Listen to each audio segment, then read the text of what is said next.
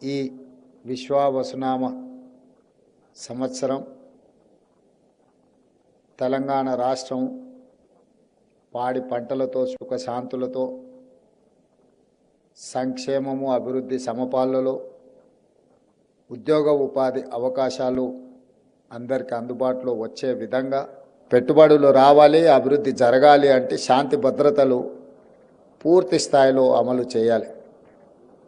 తప్పకుండా రాష్ట్ర ప్రభుత్వం, మా ప్రభుత్వ యంత్రాంగం తెలంగాణ రాష్ట్రంలో ఏ మూలనైనా చీమ చిటుక్కుమన్న అసాంఘిక శక్తులు ఎలాంటి ఒడిదుడుకులను ఎలాంటి ఇబ్బందులను కల్పించాలనే ప్రయత్నం చేస్తే వాళ్ళ పట్ల కఠినంగా వ్యవహరించాలని ప్రభుత్వం నిర్ణయం తీసుకున్న మా దిశగా నిరంతరం పర్యవేక్షణ జరుగుతూనే ఉంది.